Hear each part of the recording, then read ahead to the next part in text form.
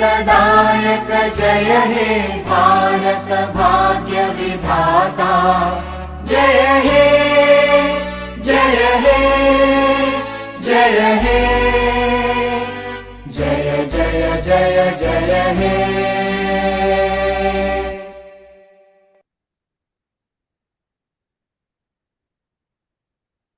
Thank you everyone for joining in. Now it is my privilege to introduce our chief guest for today, Mr. Jeffrey P. Cohn. Jeff has over 25 years of experience in international development and foreign policy, serving in leadership roles at USAID and the Peace Corps. As USAID Mission Director in Indonesia, he managed an $800 million strategy, spearheaded a $45 million sustainable fisheries program, and guided a $65 million COVID-19 response that supported more than 260 million people. From being a Peace Corps volunteer in Bolivia to leading major global initiatives, Jeff has consistently championed sustainability, partnerships, and digital diplomacy. We are truly honored to have him with us today.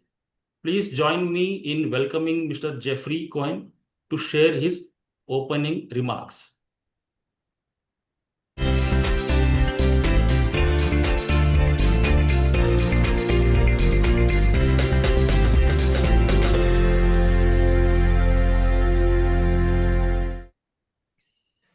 Thank you very much for that kind introduction. Today's job market isn't just about what you know. It's about how quickly you can learn, adapt, and connect with others. As we stand at the threshold of Industry 4.0, the technology landscape is evolving more quickly every day, creating unprecedented opportunities for those ready to embrace change. Industry 4.0 has transformed how we work. Artificial intelligence, Internet of Things, cloud computing, and automation are not just buzzwords. They're the foundation of modern business. But here's what employers really want. They want professionals who can navigate both the technical complexities and the human elements of digital transformation. Technical skills will get you noticed, but soft skills will get you hired and promoted. Communication is your superpower. Whether you're explaining a technical concept to a non-technical client or collaborating with a global remote team, clear communication bridges every gap. Problem solving and critical thinking matter more than memorizing code. Technology changes, but your ability to analyze challenges and create solutions needs to be a constant. Emotional intelligence and teamwork are non-negotiable. You will have to work with diverse teams across cultures and time zones. Your ability to understand, empathize, and collaborate will set you apart and lead to your success. Leadership and initiative don't require a title.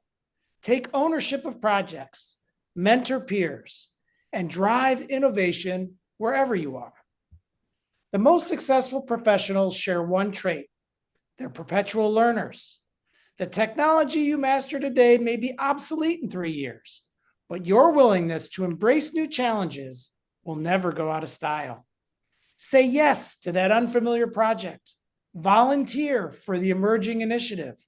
Learn that new area or that new programming language or the new skill area. Every I don't know, but I'll figure it out moment is an investment in your future. Your degree will give you a foundation, but your career will be built on continuous learning, authentic relationships, and the courage to step outside your comfort zone. The future belongs to those who can adapt, communicate, and collaborate. Don't just prepare for your first job. Prepare for a career of constant growth and endless possibilities. Your journey starts now. Thank you, and have a great session today.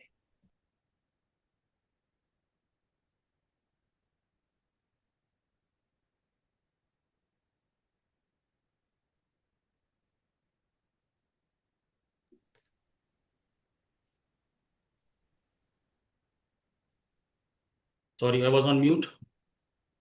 Thank you, Mr. Cohen, for your inspiring words and vision. We deeply appreciate your time and encouragement.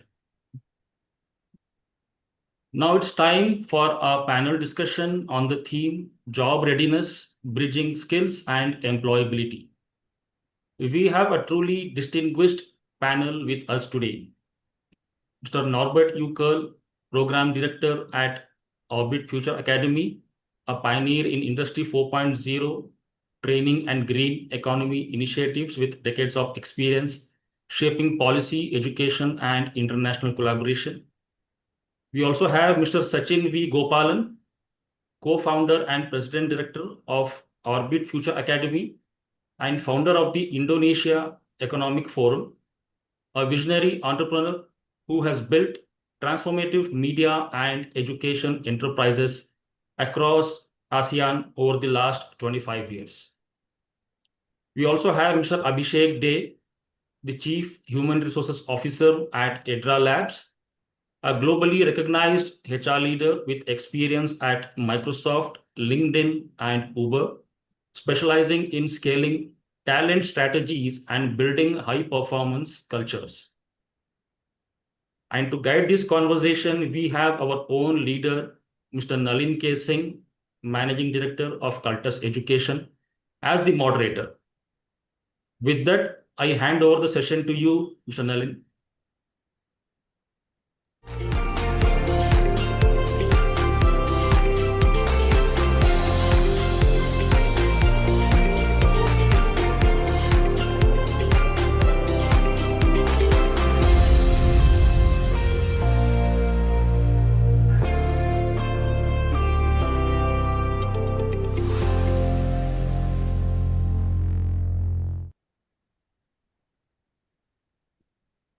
Thank you, Tanvir, and thank you, Jeff, for those wonderful opening remarks.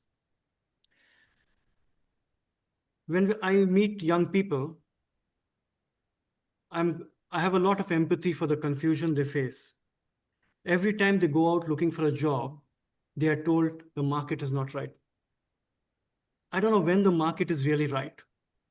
They are confused as to what is expected from them because they have just completed 3 to 5 years of a degree-based education, where while taking admission, they were promised some packages. I dislike the word package, but the current generation are obsessed with this package system. Universities don't know what to do. They were set up as fountains of information and knowledge, and suddenly they are asked to produce entrepreneurs and unicorn talent who work at the salary of an intern, but come to work and strategize like a CEO from day one.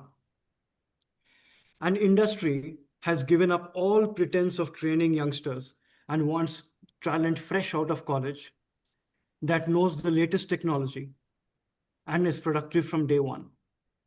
In the middle of all this, if you read the media, it's equally confusing. On one hand, on one page of the same newspaper, you will read about the great digital talent shortage. In the inside pages, you will read about the high unemployment rates and why young people can't find jobs. What is the reality? And it's so confusing for young people. But to decipher all this and get some insights into this, I have an extremely esteemed panel that has not only knowledge of India, where most of our learners joining today are from, nearly 10,000 of them are online right now, but also Sachin Gopalan, who has extensive global experience, but very deep experience in the ASEAN region. And Norbert, who has run programs across Indonesia and ASEAN, skilling up and making young people job ready. Abhishek, of course, as you heard from Tanvir, has deep domain experience in the HR space across a variety of industries, mostly technology related. So let's dive right in and ask each one of our panelists what they think of the current conundrum that young people face. And then we will move into a Q&A session.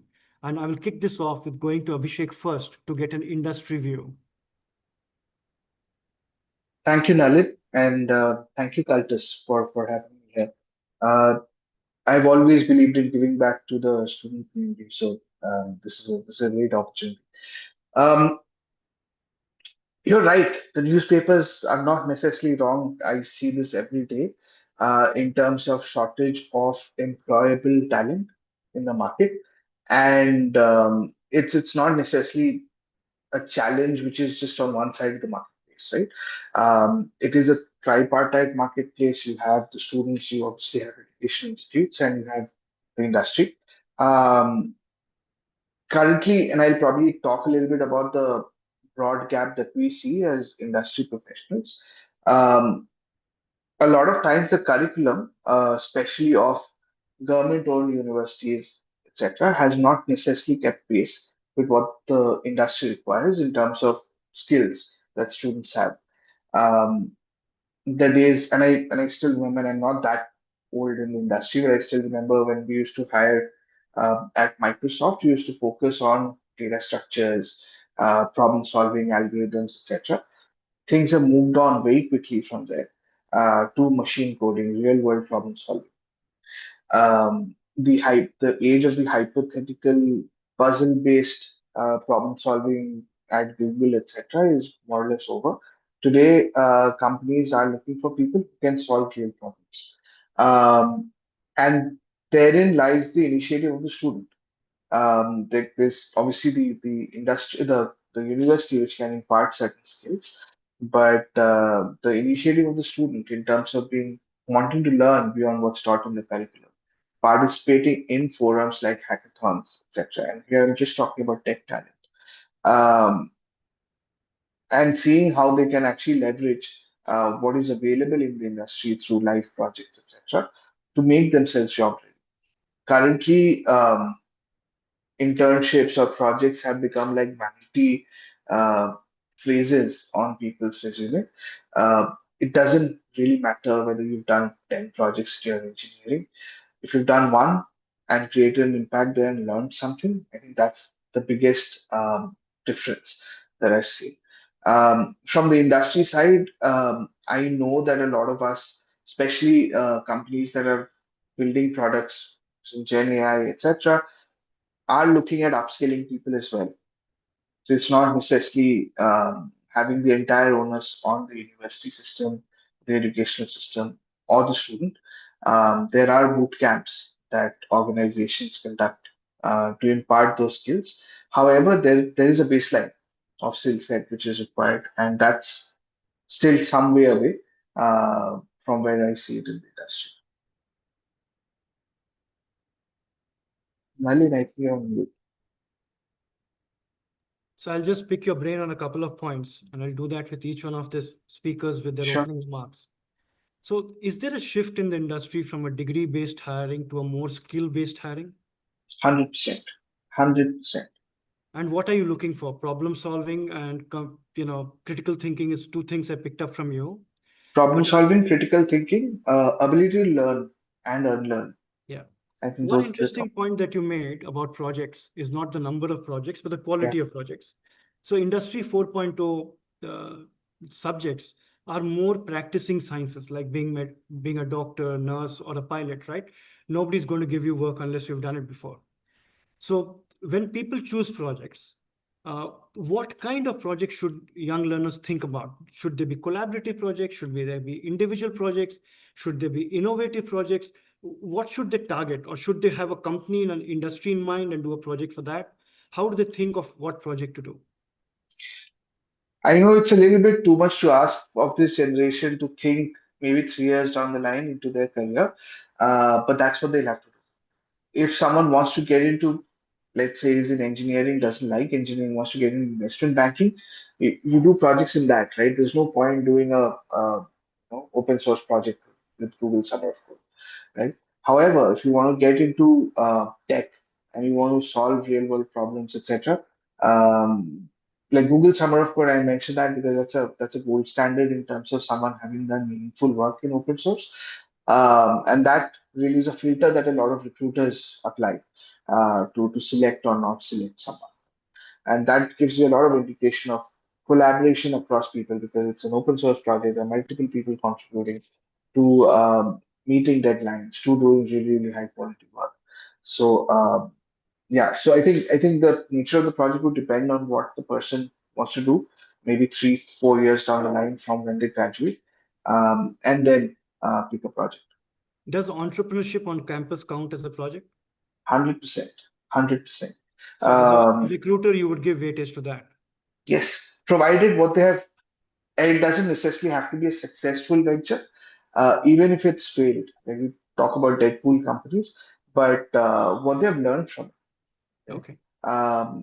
Have they learned how not to build a product Okay. if they've failed, right? And if they've failed, maybe how to figure out product market fit before what they're building, and so on. So I think the learnings from failure would be, or learnings would be more important than what they've actually built. Okay. Obviously, if it's a success rate.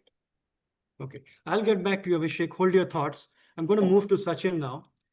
Sachin, you have got, wide experience as an employee, as an entrepreneur, and as a person who leads these thought leadership events. So you have a wide variety of, experience and exposure to industry leaders. What's your take on the current situation that you can guide the young people on? Okay. Thank you, Nalin. First of all, thanks to Cultus for organizing this and inviting me. I get an opportunity to talk and share a few ideas. I have been in this space now for a good 20 plus years, and I have had an opportunity to interact with people from the education side as well as from the entrepreneurial side, and understood how they are preparing young people for the job market.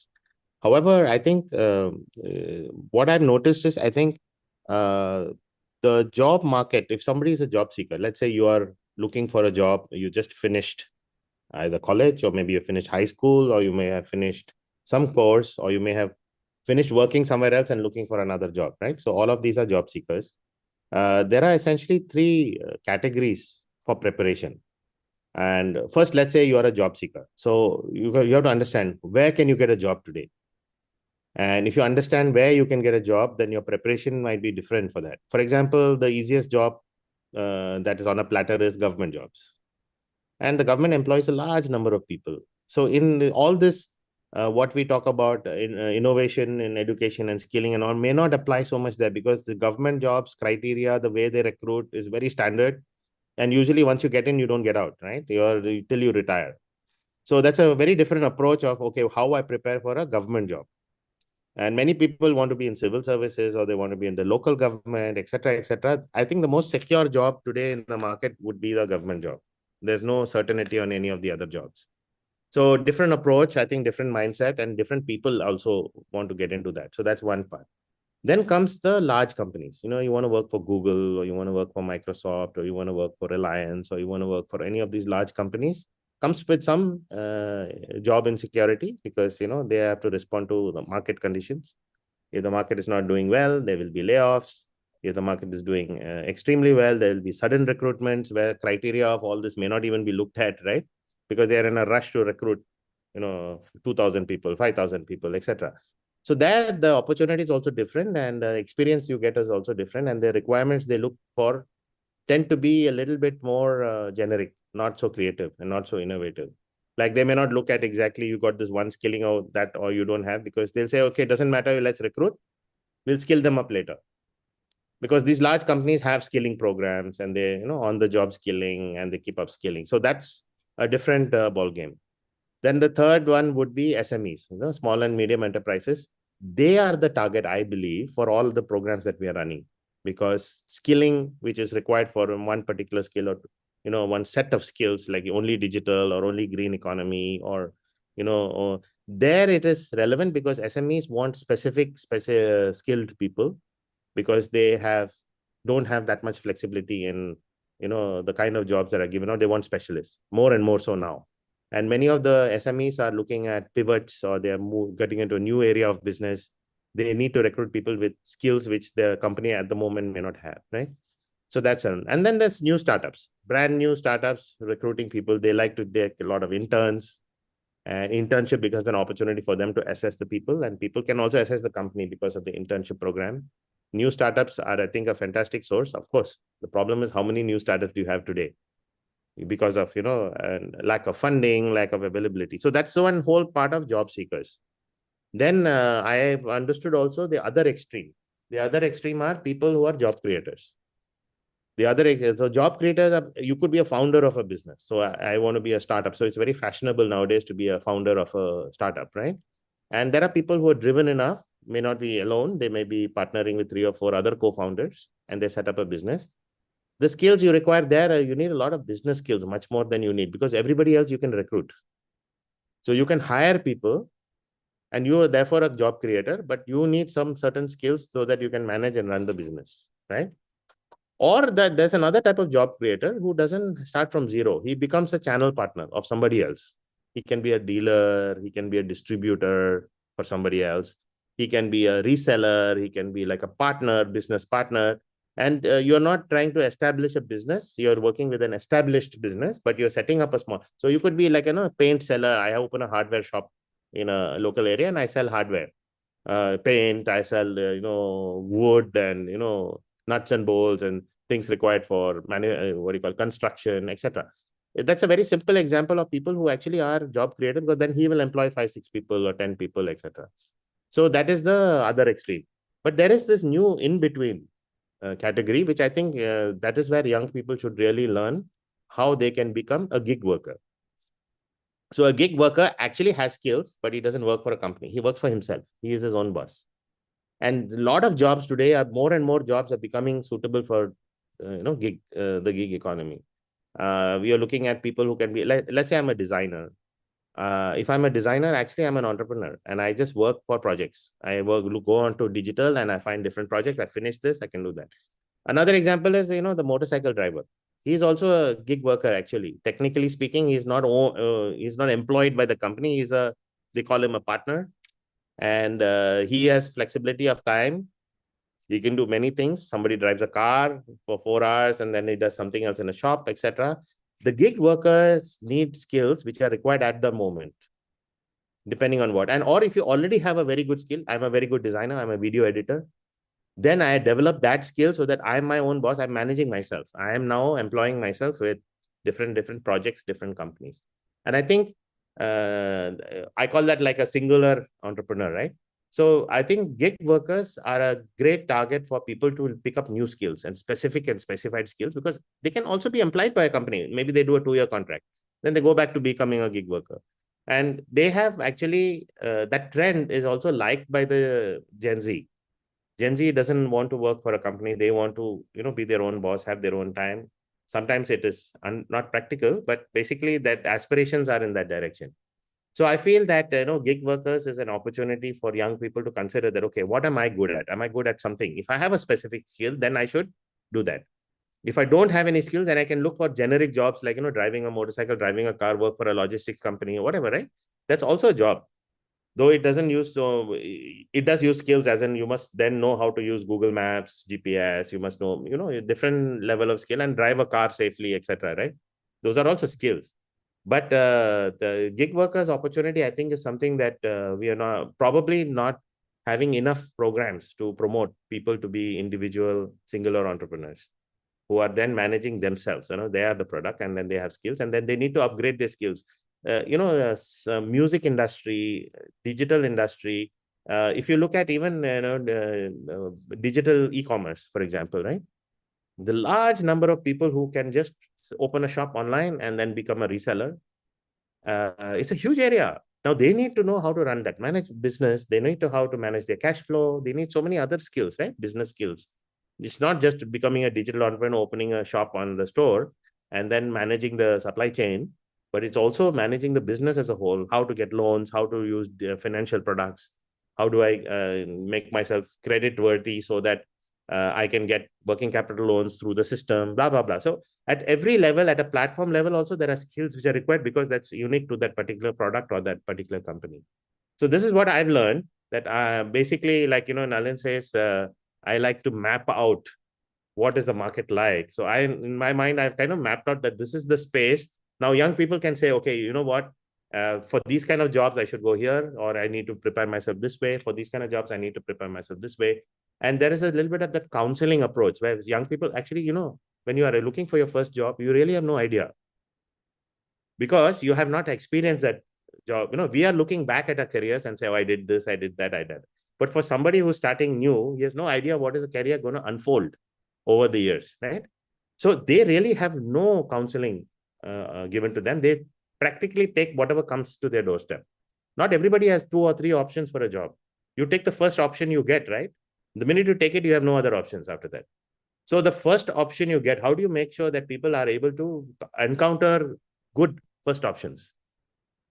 Is them to be prepared, mentally prepared. And that's where I think, this whole idea of the career fair is preparing yourself for the job that you believe you will invest your time in for your career and for your future, because somebody has counseled you to tell you that, this job looks like it this way. And, some kind of a role play or, scenario play out will help them understand, like I'll give you a good example. I wanted to be an engineer.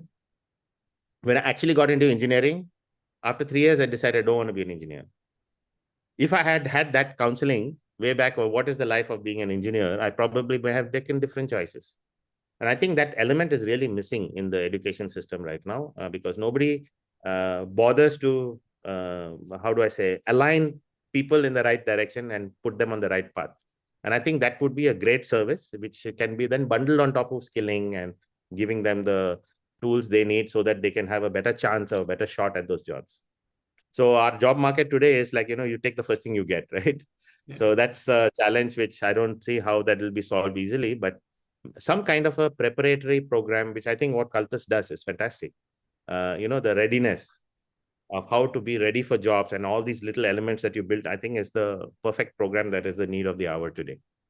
That's Thank from you, my Sachin. side. You really mapped out the market. You mentioned about your engineering experience. I too am an engineer, but only for 1 week. I did science in 12th, majored in Chinese history, went to an engineering college for a week, and finally became a chartered accountant, spending my life in HRBPO. And now I'm an educator. So I relate to the counseling part of it. I think I got the right counseling. I just didn't listen to anybody. That's another extreme, right? But just picking up point on the gig economy. So young people are very fascinated with the gig economy, right? And it sounds very cool, sounds very Gen Z. And there are all these enormous success stories of people who became millionaires, billionaires on crypto or trading and etc. Nobody speaks of the million who failed, etc. But leaving that aside, do you think to be a gig worker, the expectation of skills is higher because you're walking in as an expert on the clock? For an employee, you may give some leeway that, okay, you take 3 days for this job. You hire a gig worker by the hour. Your expectation is you will fix it in 2 hours. Is that a bigger ask of people? You make a good point, Nalit. See, the way I see it is, the gig workers who are preparing themselves now and they are going to get a job is usually given on a track record, right? Portfolio. So it's progressive. Like you won't give a job to somebody who doesn't have a portfolio having done that before. I don't think a gig worker with no experience gets jobs. So how do you get started being a gig worker? You'll have to work somewhere, right? You'll have to do some projects or maybe some internship program, and then maybe, you get some friendly contracts, etc. So by and large, I think becoming recognized in that space through a portfolio of projects you've done, because the evaluation is portfolio, not where did you study, what skills you have. You can say, I have this skill, that skill, but they'll say, okay, have you done a project? So the building a portfolio becomes the critical thing. Now, how does a young person build a portfolio of the kind of project he wants? He may not get those projects, right? He might end up saying, I'm a good web designer, but he might end up getting different kind of jobs. Put, only graphic images on the web. It doesn't do any coding, for example, right? So that also largely he has to demonstrate how good he is, or he has to make dummy projects like people do in university, right? Here are some dummy projects I've done, and you can see my work showcased here. And it's not a real commercial project, but here is a portfolio of 10 things I can do. So I think to a large extent, what you're saying is right. The examination, or I would say the scrutiny that a person in a gig economy will go through is much more, which means that that person needs to prepare for having created a portfolio in which, and there could be a course which helps people to create portfolio. Like, for example, you might run a 6-month program where people can work to create portfolio on examples, and they can pick, okay, I want to create portfolio, and that portfolio may be matched to real case scenario, or maybe it's like, you do your thesis, right, in a university. It could be with that kind of an approach. But yes, absolutely spot on about how specific they need to be. Nobody will get a gig job if they're just saying that I want to be in this space. Before I move to Norbert, Abhishek, do you have any comments on what Sachin just spoke about? Because I watched you listen very intently. Yeah, I think the gig economy, especially the skilled gig, I'm not talking about generic motor skills like driving or managing logistics, etc. But quote unquote white collared skilled gig economy, including photography, etc., has to be super specialized, right? And there are platforms to demonstrate that, at least in the tech space. There is GitHub where you can actually have your repositories in place. Designers have your Dribble and Behance on which you can actually host your portfolios. So those platforms are there for people. It is for, like both of you talked about, the counseling and the awareness, and also for people to not get into a gig job or want to do a gig job out of a sense of entitlement, right?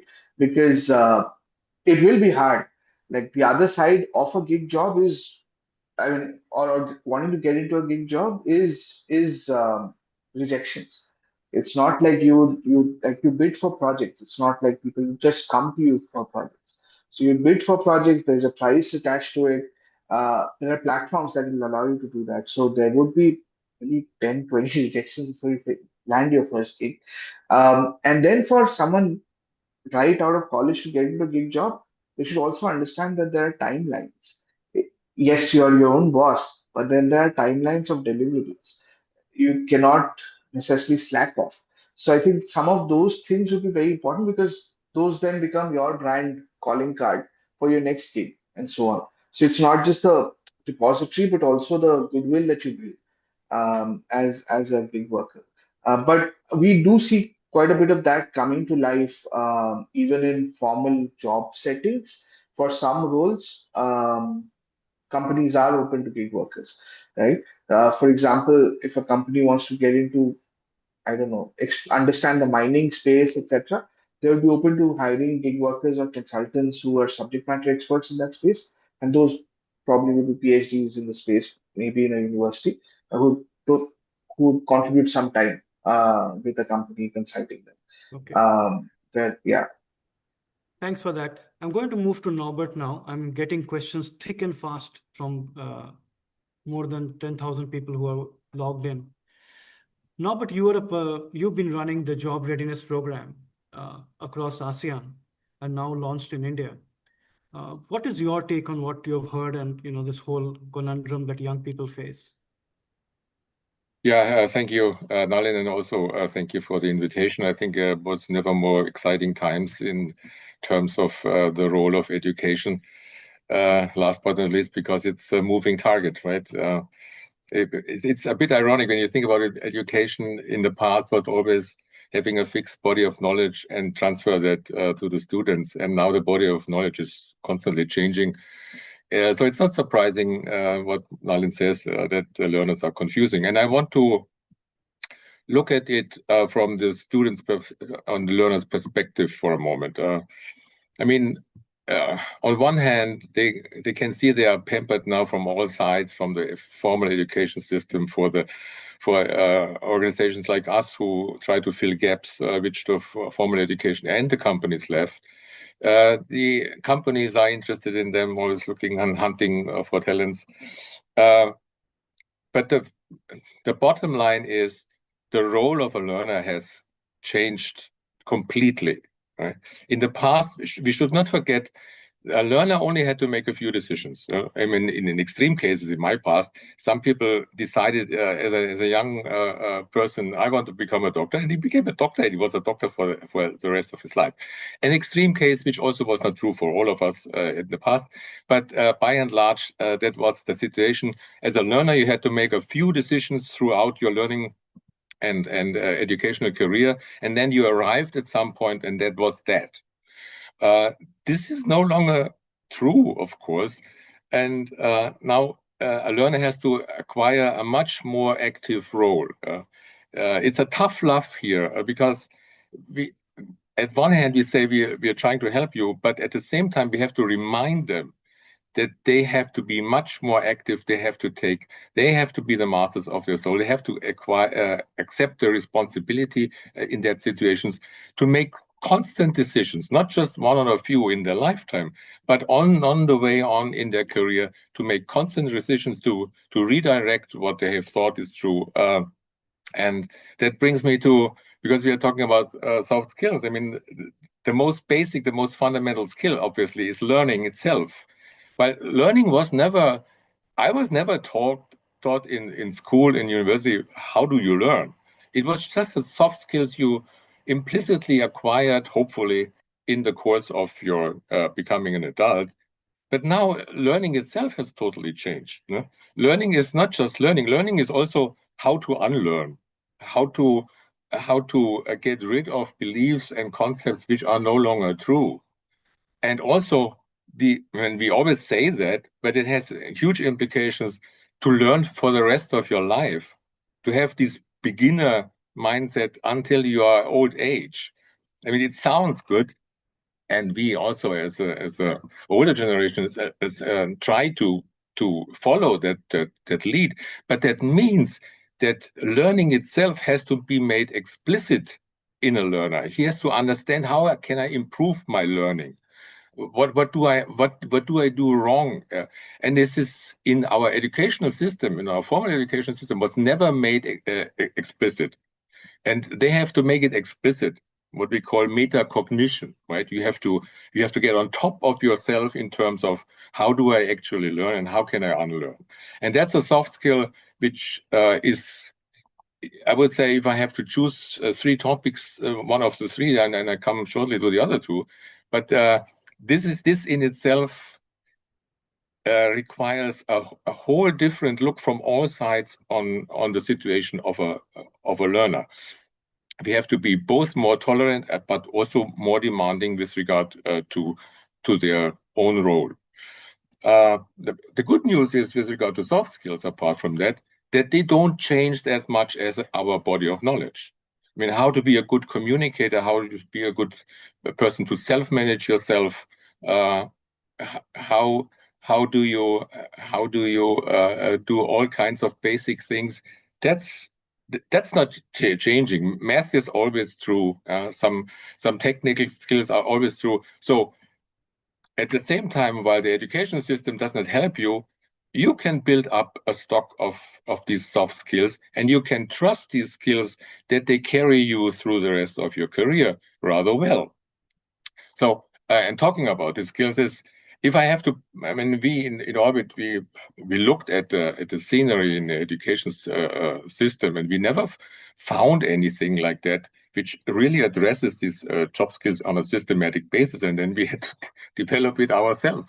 But if you want to make it, if you want to simplify it, and in our event now also point out the most important things, I would say there are, next to metacognition, how to learn and how to be able to learn better, is obviously communication. Everybody is a salesperson these days. Everybody is a negotiator and a communicator and a collaborator. That all requires communication skills. Why is that so? Because in the job situation, jobs are no longer defined until routine activities where no longer communication is required, or only one time. You read the manual and then you do it.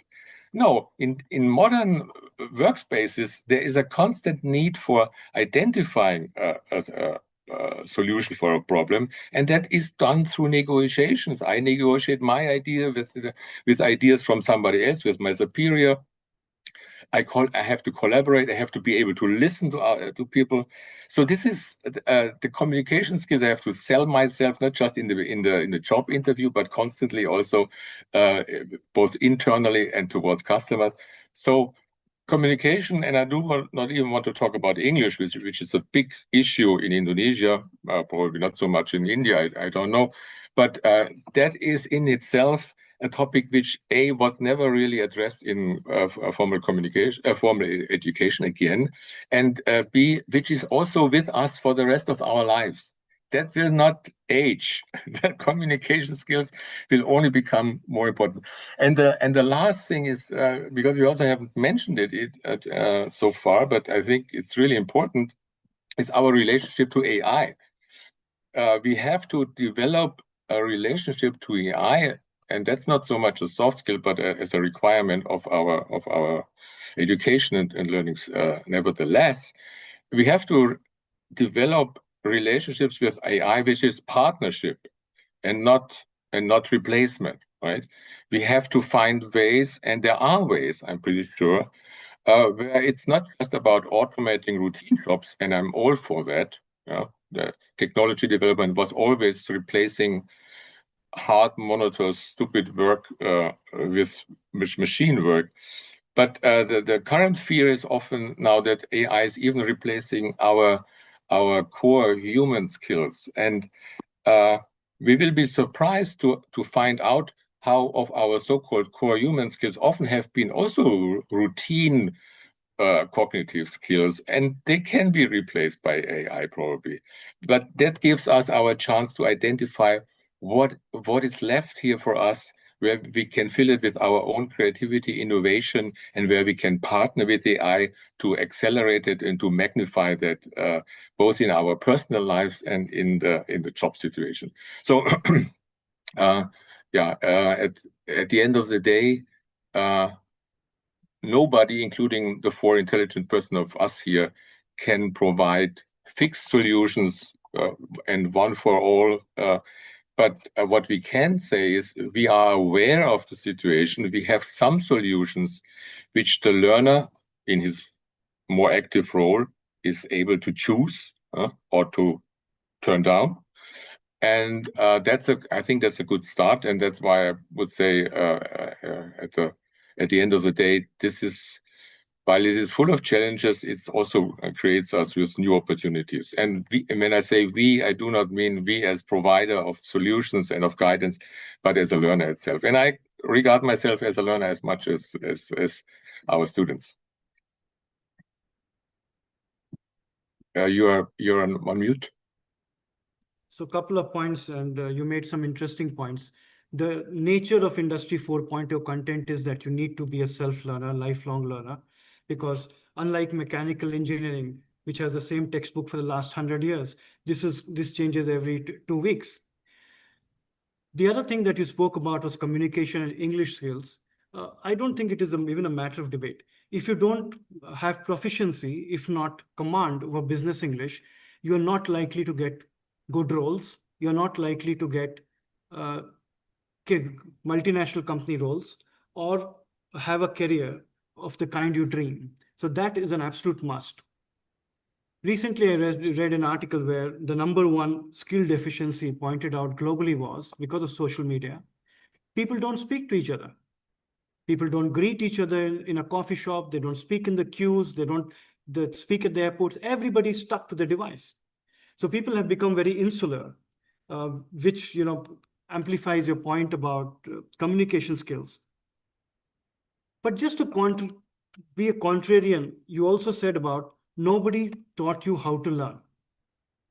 Nobody teaches anybody how to walk, talk, sing, speak, fall in love, fall out of love, get married, make a mess of it. Nobody teaches you all of these things either, reproduce, etc. So so my question to you is, are we overemphasizing this whole let me skill you up thing? Yeah, you would would be a misunderstanding if I would say now we have the bigger role. Actually, I wanted to say the learner has the bigger role because learning at the end of the day is always an active process. If you really want to learn, understand something, and acquire a skill, it is never a passive bucket filling a bucket in your mind, and you just receive it. No, if you want to truly understand it, your active participation was always a must. When I want to say it was never made explicit as a topic, which needs to be addressed. If you want to learn quantum physics, it's also a topic which needs to be addressed. In order to understand, you have to actively engage yourself with the topic. And nobody can ever tell you once this is how to learn, and you just take it. You have to understand it first. And since this is now these days also a moving target, you are not learning it at one time. You're also trying to get better all the time. So yes, Nalen, I would say it would be a misunderstanding if we now are the wise guys who tell them everything how to do it, but we give them options and we provide them pathways how to become better. And this is an open, transparent process. We don't claim we make you the wise guys. We tell you, wait a minute, there is a problem here. We see it partly on ourselves. We want to help you with our experience and with our minds involving us with these topics constantly, what you can do to become better in these areas. But they have to drink the water. We can only bring them to the lake. We can tell them how to get better to the lake and what lakes are there to find better water. But in the end of the day, the learner needs guidance, but he cannot be filled passively with our huge knowledge. That's I mean, the business guys here among us can confer that. Never was there a bright employee who was bright by definition that he always immediately said what has been done. He picks up threads and then makes something out of it by himself, brings in something new. Good employees not just do the job of a company, they make the company better. And that's the target. Okay. Yeah. And they also Thank you my for that. I'm going to jump into questions. There are literally hundreds of them. I'm going to club them into topics because many are repeats, including we may have to repeat some of the things we said, but let's do that. So right at the top of the list are many questions about, I come from a non-IT background. I do a micro-credential course like AWS Restart and get certified. Can I expect a career in technology? And I'm sending that to Abhishek because career in technology could mean many things. It is not necessarily coding. So can they expect a career in technology is the question if they have a non-IT background. Absolutely. And today with Gen AI, you don't need to code to have a career in technology, right? You just need to have the right prompts. The system will do it for you. So as long as you have the right intent and you know what problems you're solving, you understand the business case of the problem. Coding has now become secondary. Copilot can do it for you. There could be multiple tools that will help you just get the right syntax and push out code. You need to have the logic. So yeah, if you decide on a career in IT, coding is not a prerequisite for sure. Good. So I will answer that a bit further because we run the largest cohorts of AWS Restart in the world with a 93% placement rate. So when you come from a non-IT background or you go into any new field, you are basically a beginner. So you go to do a course like AWS Restart and get CCP certified, Cloud Computing Practitioner. What you need to do after that will define how far you will go. You will get, if you come from an IT background, you'll get a higher IT technical role. If you come from a non-IT background, you'll start in support, sales support, voice support, project management, something like that. But if you can now upskill yourself by doing the SAA exam, which is the next level, you immediately open up a wide variety of jobs of what you consider IT. And then if you go into the data analytics, machine learning, etc., none of this requires going back to college. It requires initiative. If you can do that on your own, I'm telling you, in 3 years' time, in the context of India, in 3 years' time, you will be earning anywhere between 24 and 30 lakhs a year. If you go through from CCP to SAA and the next, these 3 steps in 3 years. And I'm just giving you one example. If you do particular segments in AI, machine learning, etc., it could be faster or slower. But you should always assess yourself. Do you come from a tech background? Do you come from a non-tech background? Do you have past work experience? Do you not have past work experience? And then what kind of skills you have? That matrix will decide where you start out. But from there, it's your own journey.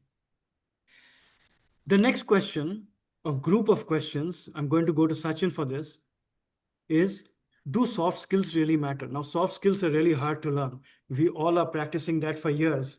You only have to ask our spouses about how bad we are at it.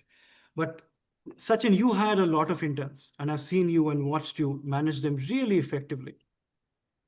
Now, when interns come in, it's like going to a college or university and hiring off the campus. Everybody is virtually the same age, has the same degree. Their marks are useless because it only shows memory power. They are more or less a similar lot. How do you figure out who to hire out of that? Thank you, Nalin. In fact, you've done a pretty good job of managing interns as well. And I think what I say may resonate a little bit. My experience has always been, when you hire interns, they come with a lot of enthusiasm. Many do. I mean, say we only hire those interns who show enthusiasm. But we've also been in a situation where you're doing an internship program with the government, where they throw at you, 100 people, and you still got to sift out.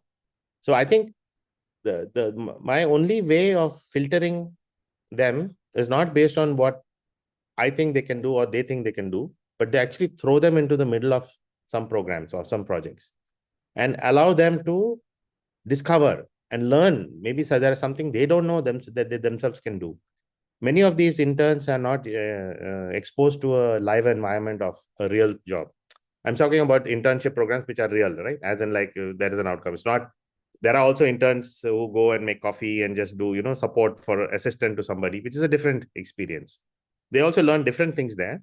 But I think the interns have to be thrown into the middle of a project and then allow them to evolve who can do what best. And if you give that time, like within 2 weeks to 4 weeks to, let's say, 2 months, people will start emerging of who actually chose the right pathway or who did not do well for something they were supposed to do.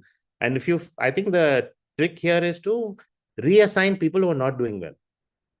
Don't touch the people who are doing well. When they're doing well, let them develop and then you'll see where they go. But if somebody you're noticing has been put into the wrong job or wrong role, move them quickly into something else so that you give them 2 or 3 opportunities during the internship to prove that they can fit somewhere else. That's where a little bit of a counseling approach or, giving them guidance. Okay, look, you didn't do this well, so obviously this is not for you. Well, where can I put you? And they may have actually an idea that, what, I saw everybody else working on this. Can you put me in this role or that role? And that allows them to then see. And if they still don't, then of course, in that period of internship, you would have a pretty good idea of who are the stars and who can be developed. And the rest, you will have to push them back.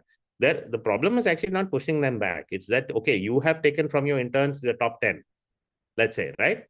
What about the other 90 who didn't make it?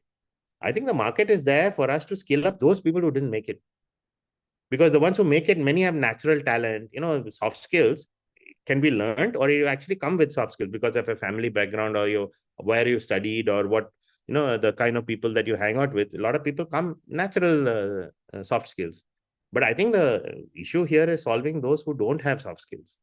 So the role of soft skills, I think the most important role of soft skill is to be able to manage people, both at your level as well as your seniors, right? Your bosses, for example, managing your boss, managing your own level of people. And because you are at the bottom of the chain, right? As an intern, I think that is the most important thing. Because, I picked up on the point that Abhishek had made earlier about gig workers. If they are not good, they won't be able to get more jobs. The portfolio building is also something we discussed.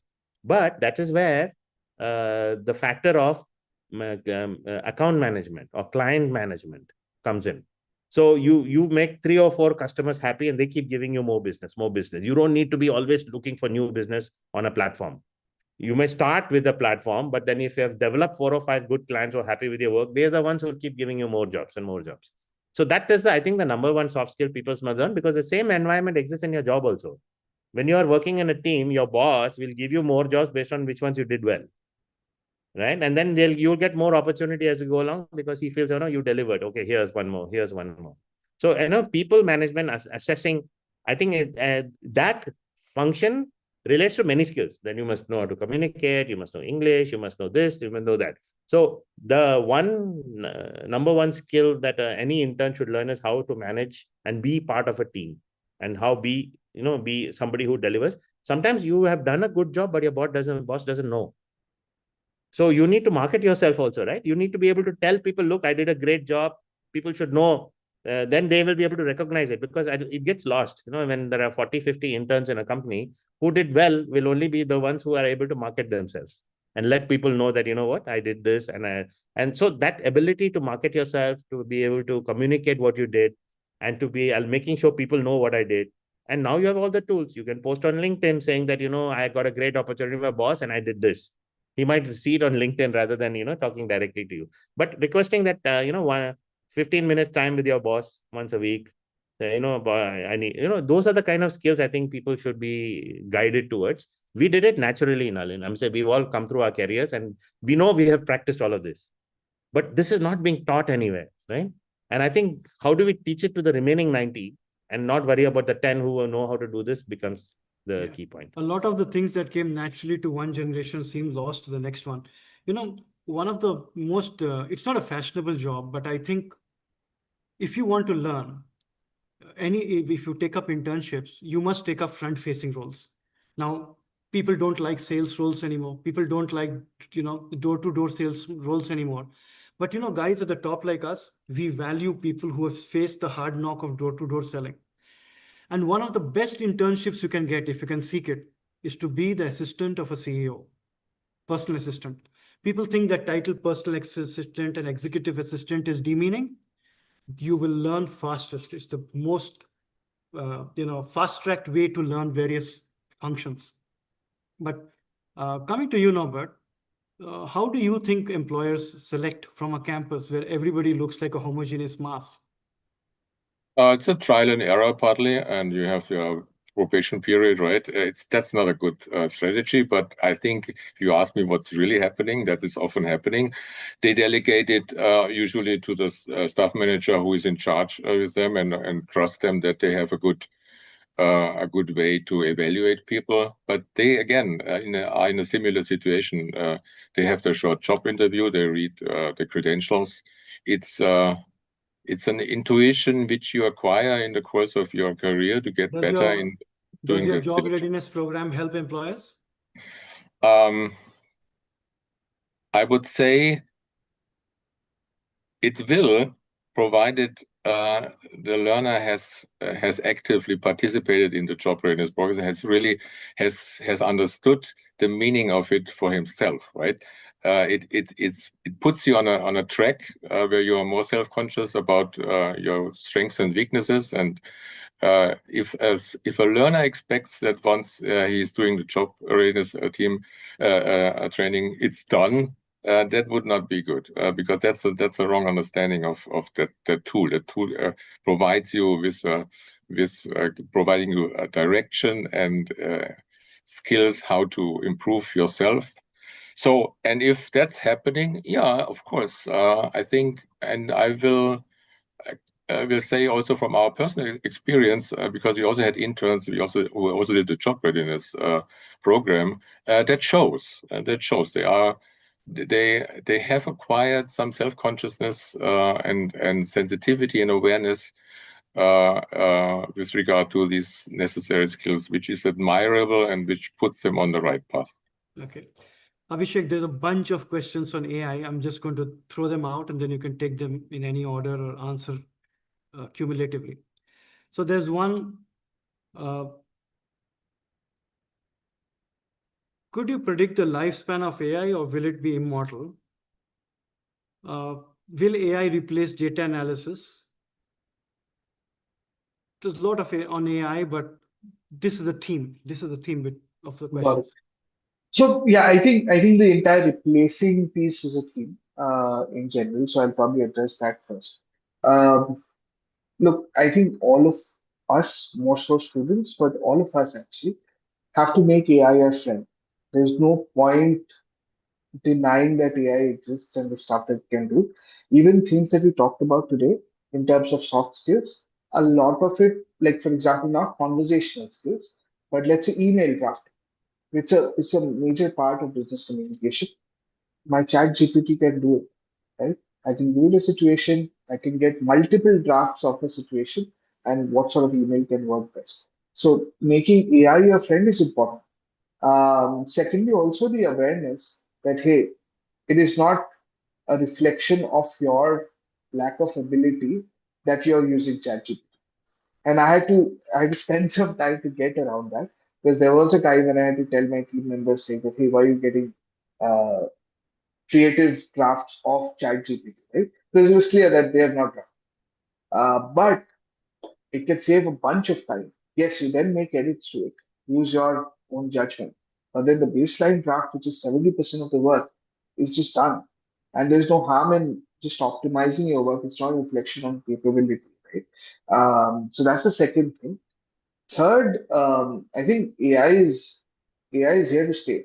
There's like in what form it's going to be, whether we are going to get overall, general intelligence which can do multiple things, etc. Whether sentience is going to get reached, etc. No one knows, right?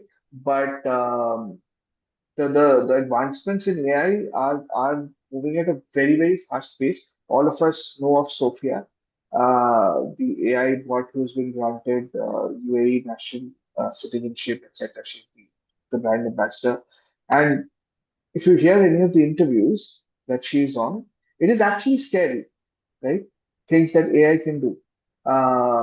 Hence, I think all of us, as well as people who are going to get in the job market, who would probably use AI way more than we are doing right now, have that responsibility as well to ensure that there's a balance. Because the flip side of, let's say, artificial general intelligence can be really scary, right? Yeah. So human in the loop is important, and as long as we are able to maintain that balance, efficiency is going to go through the roof. Like Yeah. I'll just give you a stat, right? Forget startups like us, where obviously we are using AI a lot. Just pick up Microsoft or Google. Probably 40% of the code that is going into all of their products today is driven by Copilot or any other AI tool. Like they're not coders who are doing it. So I think the efficiency benefits are there for everyone to see. And yeah, I would just want to re-emphasize that rather than antagonizing AI and just saying that hey, oh, what will happen, and being the doomsday sort of predictor, you should just embrace AI and see how it can help you in your day to day. So just an associated question that just came in. So if AI is developing so rapidly and coding jobs may decline, should somebody take on DevOps roles and courses like AWS, etc., or what should they do? Oh, absolutely. I think at least for the next 10 years, it's not like deployment of code can completely be automated. Code will break. We are seeing errors in what AI is predicting and things like that as well, right? So, like I said, human in the loop is going to be always important. AI can probably make you more efficient. Instead of maybe 10 DevOps engineers who are deploying code for a large set of projects, maybe you'll require three. But you'll still require those three who are highly skilled who can troubleshoot in case the AI deploy code goes wrong, right? So yeah, absolutely. I don't see skill sets of a human being replaced anytime in the near future. That's good to know. Sachin, there's a lot of talk about AI and, you must make AI your friend and there's a lot of efficiency benefits, etc. When is it too much? So I'll give a real example relevant to young people. Everybody in one university goes and uses a tool to write their resumes. So they all look the same. They all sound the same, have the same catchwords. Should you use AI as a friend or should you use AI to think for you?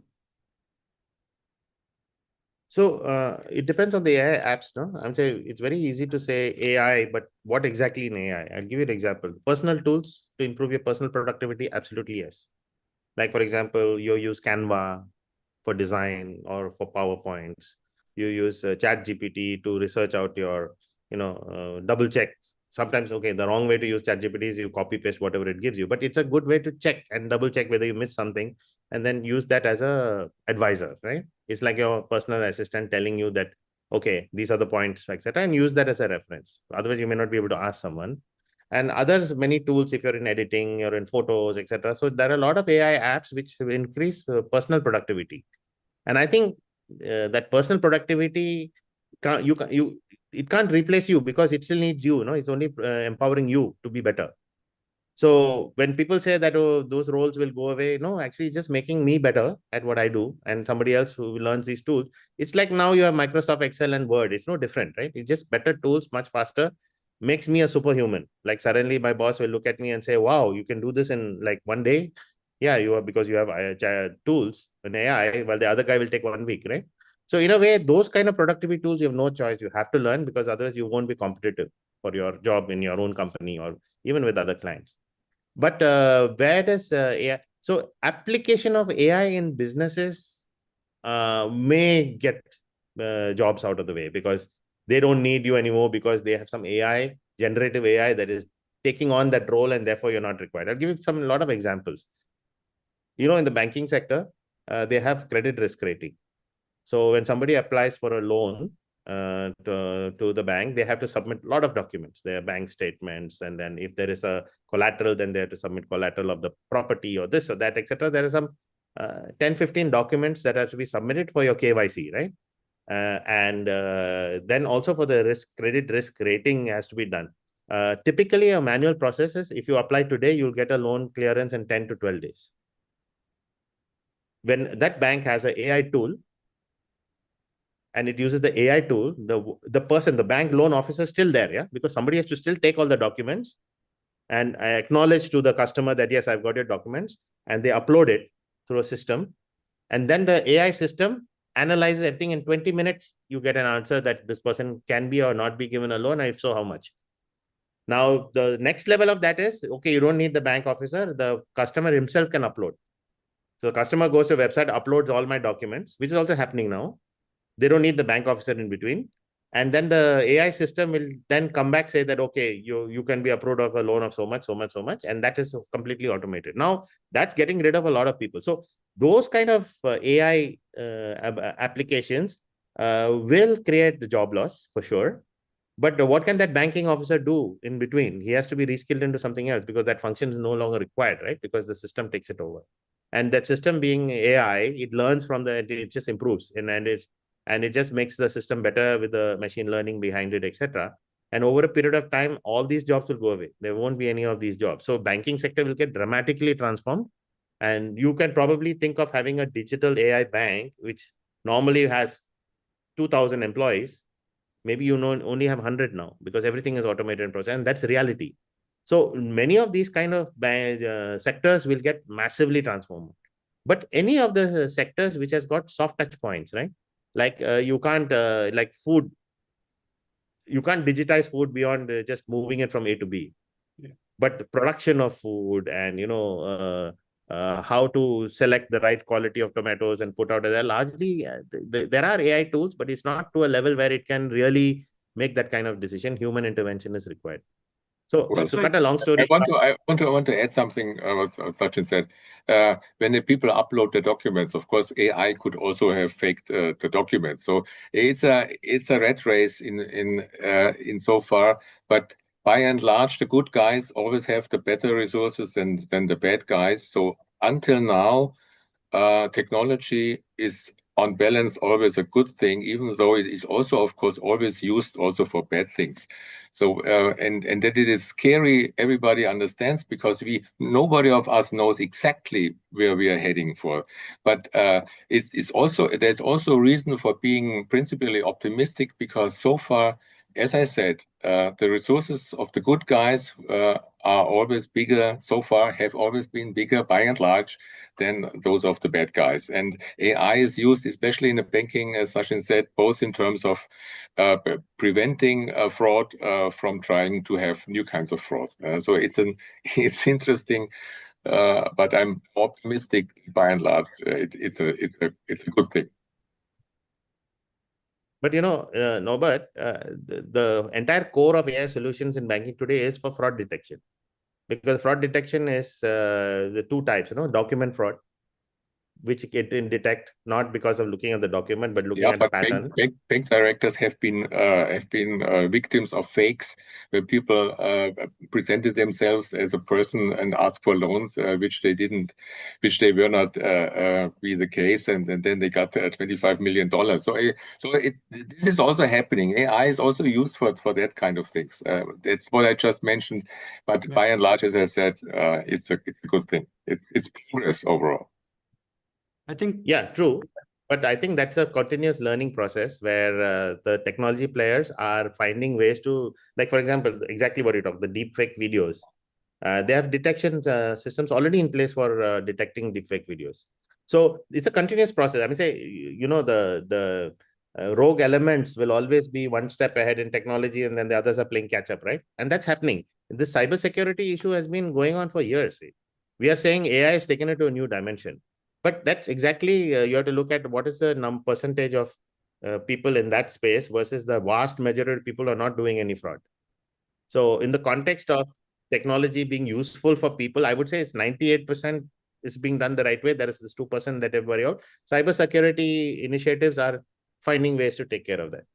So it's an ongoing thing. Yeah, media always, magnifies the extremes. So Yeah. it forms a different narrative. But moving to the next question, Norbert, there's a question about what do recruiters look for in the first 5 minutes? I would correct the questioner to say not 5 minutes, first 10 seconds. What do recruiters look in the first 10, 20 seconds of an interview? To my recollection, it's often that they ask why they applied in the first place and what are they looking for there. And that's often actually an icebreaker question in order to make people start to talk. And once, depending on what their answer is, there will be follow-up questions. Yeah. Every now and then, the recruiter goes back to the factual data he or she has about the candidate and is referring to some experience they have. They are often very interested in about the experience of the people. I mean, it's always true that they are looking for practical experience of people, but that doesn't necessarily pop up as a first question. But the interviewee has to be aware that they should be able to show that in their still young life, they have already tried to make practical experience. So that is a politically correct answer. Research shows people make up their mind in the first few seconds, and most often than not, it is about how you look, walk, talk, behave, and come across. But you're not asking that. You're registering that. That's for sure. You're totally right. I mean, the first impression, it can never be done a second time. Yeah. The confidence you portray in your body language, etc., is sometimes more relevant than your degree, because everybody looks the same when it comes to freshers. Last question, and then we'll go to a wrap up. This one is for Abhishek.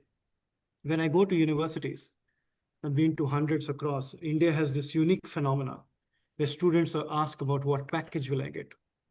It infuriates me, but I'm maybe from another generation. The first student, all the students who ask me that, I reject them first. Because you've come with the wrong expectations. You joined this course and college with the wrong thing. I cannot clean up the sins that your college has made. I'll give you a real example. A friend sent me the resume of his son studying in a top engineering college in Vellore and said, my son needs internship, compulsory. Here are the conditions. Company should be 5 years old, should be in the area that the student is studying, should give a project that is in his area, and should pay 30,000 rupees internship per month. My immediate response was, why don't you ask the college to get it for you since you paid fees for 4 years? Why are we cleaning up the sins of the university? What is your reaction when you hear the word package from students? Interestingly, I studied at a place which would frown down on placements. Tata Institute of Social Sciences. It was all about what you learn and then what you apply. Placements were a byproduct. So that's the mind frame that I come from. But I get it, right? I think students having made an investment today, even parents actually expect a return on investment, and which is, well, economically, which is only fair.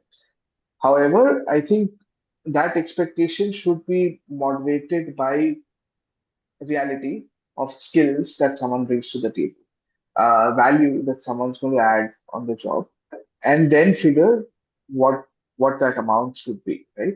I think the first job, and definitely the internship, should not be about money. Should be about experiences, learning, getting aware, so that you can then use that to earn money maybe 4 years down the line. Right? So, and that's what I say to any student that I advise, be it in the tech space or the HR space or the business space. Your internship should be about what you learn and how well you learn. If you learn well enough, hopefully that same place gets you your first job. Luckily, in my case, it was the same place. And then how you then learn in that first job as well. And that gives you enough marketing skills for you to like then monetize those skills, right? Rather than optimizing for money in the first job. And there are a lot of people who've gone that way, right? People who join a shiny startup, especially during COVID, that happened. There was a lot of investor money in the market. People were paying obscene amounts. People who joined a company just because it was paying really high money, they realized they could take the pressure. Or there was this mad rush to ship out a product, a substandard product. Eventually, the funding dried out, the people were maxed out in the market, they didn't have the skills to get hired at that level. So it's simple economics of supply and demand really, skill standpoint, right? And then people had to take cuts because And I they think, didn't really have the yeah, experience. I think a part of the problem is the expectations universities set, Yeah. right? The first thing we face when we go to campus is, can you get Google, Microsoft on the campus? But hey, those guys are not hiring, they're letting go people. The future Googles and Microsofts are hiring, but you've never heard those names. So when colleges attract students based on brand names and the show of who I can bring to campus and what packages the past people got, it kind of sets a bad expectation. I don't blame students. But on a lighter note, Sachin, there is in the chat, there is a note for you by a guy. Sachin sir, I love you. You are so handsome. And there are a lot of kissing emojis. So if that makes you feel better, that too came. So while I give my wrap-up remarks, I want the three of you to think about one very good question that's come. What are the 3 top skills freshers need for 2025? Think about it, and I'll speak to the audience meanwhile. So while our panelists are thinking about that question, last question, how should you approach the job market? Firstly, you need to clear your mind of all the cobwebs of package, what you studied, why you came to this college, what you paid, etc. If you ask the panelists here, almost nobody is doing what they studied. Neither Sachin nor me, I already gave you my example. You need to start somewhere. Pick a company which has got a lot of problems. Pick a role that is front-facing. Pick a job that you don't like doing. Challenge yourself. It's the first few years when you will get forgiveness if you fail. That's why we recommend try entrepreneurship on campus. Do projects that are fun and challenging. Do it collaboratively. That will show you have the ability to work in teams. Display all these skills by actual projects. Master business English. Groom yourself properly. Look the part. If you want an international job, look international, speak international. Don't have the dreams of a billionaire and the work ethic of a blue-collar worker. Although, if anything, Industry 4.0 is teaching us that the golden era of blue-collar workers has come. Don't take that part of the gig economy lightly. There's more money to be made there, being a plumber, carpenter, mason, and truck driver than being an AI specialist. Just look at the job trends in Canada and the US. So these are things you should keep in mind. Don't think there is a fixed path or a formula. If you want a fixed path and formula, do what Mr. Sachin said, go get a government job. Nothing wrong in that. Everybody's financial and social and family responsibility is different and reality is different. Chart a path based on that. If you have some leeway, take risks. I'll pause there and I'll go back to our panelists, starting with Sachin for closing remarks. And what are 3 top skills you recommend for freshers for this year? Thanks, Nalin. Though, being from a tech background, the obvious answer would be please learn AI, cloud computing, cybersecurity, right? So that's the obvious one. But I think the top skill that one needs to learn is entrepreneurship and elements of it, because that is where you assess opportunity. And I think even a job is about assessing opportunity. If you learn how to think like an entrepreneur, you can be an intrapreneur, no? An entrepreneur within a company, entrepreneur. So I think not the common one, but learn how to think entrepreneurial. And another word for that is hustling, right? You actually have to look for opportunity. Opportunity finding, keep an eye open, which means you need to read a lot. You need to know what's happening to the economy, where are the business. You need to watch news on YouTube. You need to follow what people are doing. You should be absolutely aware of current affairs and that what opportunity is opening up, and therefore you can maneuver into that place. So I think I rather than saying 3 skills, I think that the ability to think like an entrepreneur is the number 1 skill, and to do that you'll need probably 2 or 3 skills, which helps you think like an entrepreneur. Interesting. Yeah, It's basically growth mindset, curiosity, critical thinking, problem solving. And it's one of the common questions which stumps young people, right? Name one thought leader you follow on a daily basis in the area you want to work in. And nothing. They can name a film star, they can name a sports star, they can name, I won't go there, but any kind of person, but they won't name a person that actually they follow to improve their skills in the area they want to work in. Yeah. Abhishek, what are your thoughts on the top 3 skills? I'll probably bucket them as well. 3 is difficult. And I'll take a leaf out of Norbert's book, right? So learn how to learn. I think that would be one. Actually, I'll expand it. Learn how to learn and unlearn. And second, I think social intelligence, and that can be a bucket for multiple things. But yeah, I think social intelligence in terms of how do you interact with people, how do you work in a team, how are you respectful towards other people. Even politics is a bad word, but not necessarily. How politically agile you can be in terms of navigating situations and an organization is a very important skill, which unfortunately a lot of us would have learned really late in our careers, right? But that's a very good skill, and it's not necessarily a bad thing. So yeah, I think social intelligence and learning how to learn and unlearn. That's very, very well put. I often see people I hear people talking about, I can't work there because there's too much politics. But I ask them, you have the same situation at home. You can't resign from your relationships at home, but you can resign from the job. And that's the choice exercising. So yes, being able to politically navigate your way through an organization and people is very important. Norbert, what's on your top 3? Yeah, I want to keep it simple, which is difficult and easy at the same time. I think number 1 skill is curiosity. It's a trait. That's the North Star, which should guide everybody in all these confusing and multiple landscapes of opportunities. Go with your curiosity and hone it. Believe in your curiosity. Go for it. And if one is doing that constantly, I'm pretty sure one arrives at places where one wants to stay and where one wants to develop things. That also includes then a second skill, probably focusing, because you especially in these days with social media and so many distractions available, the danger is big that you get curious about this thing and then the next time already about that thing.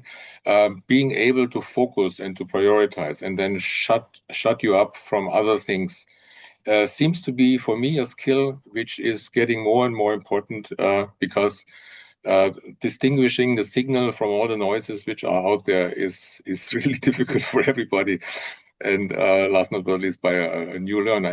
And the last thing, I think, out of this huge world of communication is ability to listen in conversations, not just to prepare what you want to say and just wait out the other person until he or she said it so that you can put in what you wanted to say, but really try to take the best out of the situation once you are in personal contact with somebody, to listen what he or she has to say and to try to understand and then to follow up on that. It sounds very simple, but again, as I said before, nobody teaches you to listen. And in this loud, noisy environment in which we are listening, where everybody has the feeling, I have to speak louder, I have to speak faster, I have to interrupt myself through conversation so I get heard, is difficult.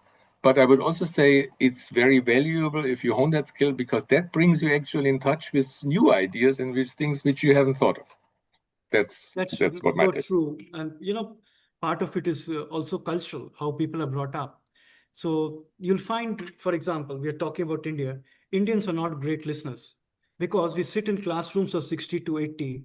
Everywhere we go, we need to shout, raise a hand, talk over each other to be heard, whether it's our government, whether it's our school, whether it's our office.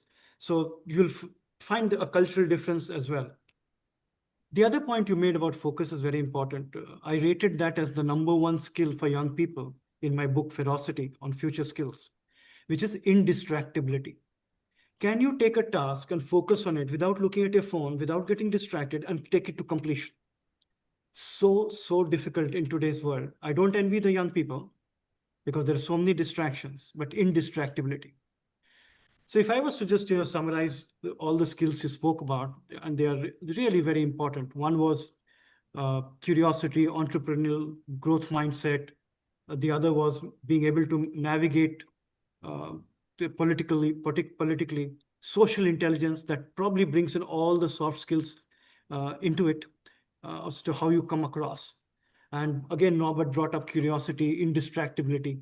These are quite essential skills. With that, I think we've come to a wrap. I must thank all of you. It was a very, very interesting session. I think thousands of people online would have gained a lot from it. The job readiness program that Cultus runs and Orbit runs in ASEAN is unique and one of its kind in the world, which was built after interviewing about 1,200 HR heads as to what they mean by job ready. We actually went out and asked them, stop whining, tell us what you mean by job ready. Of course, they gave us hundreds of skills, but we filtered that down to 30 essential skills and built a programmatic approach. Quite a unique program. Thank you very much. Have a great day.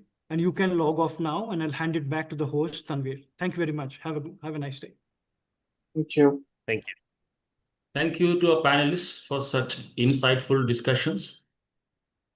On behalf of Cultus Education, I want to sincerely thank our panelists, our moderator, Mr. Nalin Singh, and all of you, the audience, for being such an engaging part of today's session.